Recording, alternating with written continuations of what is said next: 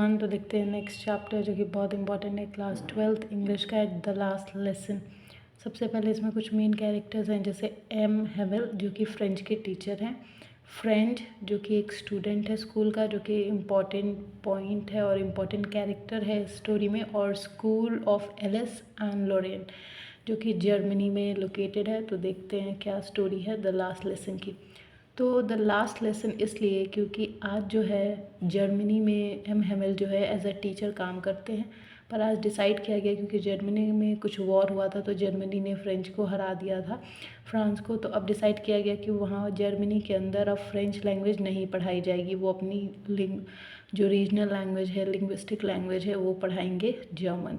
तो आज एम हेमल बहुत ज़्यादा दुखी हैं क्योंकि वो 40 सालों से स्कूल में रह के अपनी मदर टंग, अपनी मदर लैंग्वेज पढ़ाते हैं फ्रेंच, और वो उनको बहुत खुशी मिलती है कि वो अपने अपनी लैंग्वेज को, अपनी मदर टंग को इतने सालों से प्रमोट करते आए हैं, उसको इतना डेवलप किया उन्होंने, इतने सारे बच्चे उनसे पढ़े और उनका मदर टंग आज तक काफ़ी अब कह सकते हैं लोगों द्वारा यूज़ किया जा रहा था, स्कूल में उसको इम्पोर्टेंस दी जाती। पर अब ऑल ऑफ अ सडन मतलब एकदम अचानक से इस वॉर के कारण अब वो अपने इतने सालों के एक्सपीरियंस जो इन्होंने गेन किया था, इतने बच्चों को पढ़ाया, अब वो नहीं पढ़ा पाएंगे। तो इस बात से वो बहुत दुखी थे। तो फ्रांस जो है मतलब वो एक स्टूडेंट है, वो हमेशा इनकी क्लास में आने से टकराता है क्योंकि उसको ये लैंग्वेज अच्छी नहीं लगती, और एम हेमल क्योंकि स्ट्रिक्ट टीचर हैं जो कि अपने बच्चों को बिल्कुल क्लियर करते हैं, एक एक कॉन्सेप्ट्स उनसे उठा के पूछते हैं, तो ऐसे बच्चों को टीचर कहाँ अच्छे लगते हैं। तो फिर वो उनसे बहुत चिढ़ता है, लेकिन जब आज के दिन वो आ रहा होता है तो उसे लगता है कि वो लेट हो गया है, लेट हो गया है, ऐसे उसके दिल में बहुत ज़्यादा डर बैठ जाता है। और जब वो स्कूल पहुँचता है तो बिल्कुल इतना सन्नाटा छाया होता है, उसे देख के ऐसा लगता है जैसे कि कोई संडे का दिन हो। मतलब कि यूजुअली तो ऐसा होता है नॉर्मली कि जब हम स्कूल में जाते हैं तो चहल पहल होती है, क्लासेस में से टीचर्स की आवाज़ आ रही होती है, पर आज के दिन काफ़ी शांति थी, तो उसको ऐसा लगता है कहीं आज संडे मॉर्निंग तो नहीं है। फिर वो आराम से जाके अपने क्लास की दरवाज़ा खोलता है और फिर एम हेमल कहते हैं कि अंदर आ जाओ फ्रांस। तो फिर आज वो हैरान भी हो जाता है क्योंकि वो बहुत ही स्ट्रिक्ट टीचर है, बहुत डिसिप्लिन टीचर है, वो बच्चों को डिसिप्लिन में रखने के लिए हमेशा स्ट्रिक्टनेस दिखाते हैं अपनी। तो आज वो हैरान हो जाता है कि मेरे सर इतने स्वीटली क्यों बोल रहे हैं। तो फिर वो आके बैठ जाता है अपनी क्लास में, और फिर वो डिसाइड कर मतलब वो उसको फिर पता चलता है ये बात कि आज जो है फ्रेंच का आखिरी दिन है, मतलब आज लास्ट लेसन है फ्रेंच का, फ्रेंच लैंग्वेज का। इसके बाद कभी भी नहीं पढ़ाई जाएगी स्कूल में फ्रेंच लैंग्वेज। फिर वो अचानक से आप कह सकते हैं एक तरीके की सोच में पड़ जाता है कि उसने कितना टाइम वेस्ट कर दिया, उसके पेरेंट्स ने, उसके टीचर मिस्टर एम हेवल ने कितना कोशिश किया कि सब सभी बच्चों को पढ़ाया जाए, उनकी मदर टंग पढ़ाई जाए, और वो बहुत ज़्यादा सैड फील कर रहा था। वो अपने आप को ब्लेम कर रहा था कि उसने कभी भी सीरियसली नहीं लिया अपनी टीचर की बातों को, फ्रेंच लैंग्वेज को, पढ़ाई को। तो अब वो बहुत दुखी होकर बैठ जाता है, और उसके जो सर होते हैं एम हेमल, वो भी काफ़ी ज़्यादा दुखी होते हैं क्योंकि उनको इतनी अटैचमेंट, एक तो उनकी मदर लैंग्वेज, उसी से वो पले बड़े, वही उन्होंने पढ़ाया और इतने सालों से वो टीचिंग प्रोफेशन में थे और अपनी लैंग्वेज को पढ़ा रहे थे। पर एकदम अचानक से सिर्फ एक वॉर के कारण उनकी मदर टंग जो है अब हमेशा के लिए ख़त्म होने जा रही थी, जिसका एग्जिस्टेंस भी ख़त्म हो जाता। तो वो बहुत ज़्यादा दुखी थे इस बात से। तो वो हैरान भी हो जाता अपने टीचर को देख के, क्योंकि लास्ट लेसन था, लास्ट लेक्चर था फ्रेंच का, मतलब तो आप समझ सकते हैं कि जो एम हेमल क्योंकि फ्रेंच के टीचर थे तो अब उनका भी आज लास्ट डे ही होगा स्कूल में। तो जैसे कि कोई फंक्शन होता है या कोई टीचर रिटायर हो रहा होता है, तो वो जाहिर सी बात है कि थोड़े अच्छे से ड्रेसअप होके आते हैं। तो एम हेमल भी आज के दिन थोड़े अच्छे ड्रेसेस जो वो पहनते थे बेसिकली किसी फंक्शन वगैरह में, ग्रीन कोट, फ्रिल शर्ट और ब्लैक स्लिप कैप, तो वो पहन के आए थे। तो वो देख के फ्रांस सोचता है कि सर ने आज इतनी अच्छी ड्रेस क्यों पहनी है। फिर जब उसको पता चलता है कि आज तो सर का आखिरी दिन है, तो मतलब उसको इतना बुरा लगता है कि काश मैंने सर की बात सुनी होती, फ्रेंच लैंग्वेज पढ़ा होता और ध्यान दिया होता। पर फिर जो एम एम एल हैं वो कहते हैं कि चलो आज लास्ट लेसन है तो मैं तुम लोगों को पढ़ाता हूँ, ये लास्ट टाइम होगा जब मैं फ्रेंच पढ़ा रहा हूँगा तुम सबको, इसके बाद तो शायद मुझे मौका ना मिले और ना आप लोगों को भी मौका मिले। मैं इतने टाइम से आप लोगों को बोलता रहा, आप लोग पढ़िए, समझिए, अपने मदर टंग को समझिए, लेकिन आप लोगों ने भी इतना ध्यान नहीं दिया। तो इसी के साथ वो लास्ट लेसन जब समझा रहे होते बच्चों को, तो बच्चे भी बहुत ध्यान से सुन रहे होते। फ्रांस से वो बोलते हैं कि चलो कुछ लाइंस बताओ फ्रेंच में। तो फिर वो एकदम साइलेंट होके खड़ा रहता है क्योंकि उसको कुछ भी नहीं आ रहा होता। फिर कुछ टाइम मतलब थोड़ा मिनट्स लेके वो बोलता है कि फ्रेंच जो है इस दुनिया की सबसे खूबसूरत लैंग्वेज है, इससे अच्छी लैंग्वेज कहीं नहीं हो सकती। और वो अपने पेरेंट्स और अपने टीचर मतलब एम हेवल दोनों को ही कहता है कि आप दोनों ही गलत है, आप दोनों ने मुझे फोर्स नहीं किया, मुझ पे और ज़्यादा स्ट्रिक्टनेस क्यों नहीं दिखाई, ताकि मैंने उस टाइम में समझा होता और अपनी इस खूबसूरत से ब्यूटीफुल लैंग्वेज को पढ़ा होता, ध्यान दिया होता और इसको मैं भी आगे ले जाता। लेकिन आज तो लास्ट लेसन हो गया, इसके बाद ना मुझे मौका मिलेगा, ना मुझे कोई पढ़ाने वाला होगा, ना मैं इसे सीखने वाला हूँगा।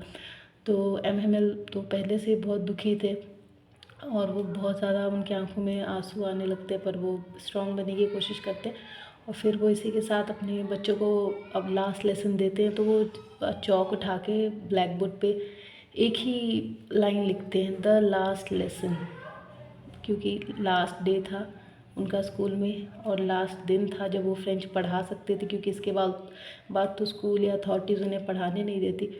और पूरे लाइफ का उनका सबसे लास्ट आप कह सकते हैं मतलब एकदम हार्ड दिन था, इतना स्टोन हार्टेड होके वो स्टेप ले रहे थे क्योंकि उनके पास और कोई चॉइस नहीं थी। तो फिर उन्हें वो द लास्ट लेसन लिख के ब्लैक बोर्ड पे वो वॉल के सहारे से खड़े हो जाते हैं। और फिर कुछ टाइम बाद आवाज़ आती है ऊपर से, वो एम हेमल को रूम मिला हुआ है जिस पे वो रहते थे, तो उनकी वाइफ सारे कपड़े वगैरह और अपनी जितनी भी सामान है वो पैक कर रही होती है क्योंकि उन्हें अब जाना होगा यहाँ से जर्मनी से। तो वो सारा अपना सामान वगैरह इकट्ठा कर रहे थे और फ्रेंड्स भी बहुत ज़्यादा दुखी हो जाता है। और इसके अलावा एम हेमल जो हैं वो कहते हैं, बच्चों को समझाते हैं कि हाँ, जो फ्रेंच लैंग्वेज वो दुनिया की सबसे खूबसूरत लैंग्वेज है और आप सबको इसे पढ़ना चाहिए। लेकिन अब तो आपको स्कूल में ये लैंग्वेज नहीं पढ़ाई जाएगी, पर आप लोग कोशिश कीजिएगा कि अपनी मदर टंग को समझें। और दूसरी बात ये है कि अब स्कूल ऑफ एलिस एंड लोरेन में जर्मनी का, क्योंकि अब जर्मनी है वहाँ पे कंट्रोल है जर्मनी का, तो वहाँ पे अब सिर्फ जर्मन ही पढ़ाई जाएगी। तो अब आपको न्यू टीचर कल से आके जर्मन पढ़ाएंगे जो कि आपकी मदर टंग नहीं होगी। अब आपकी मदर टंग कहीं ना कहीं पीछे छूट जाएगी।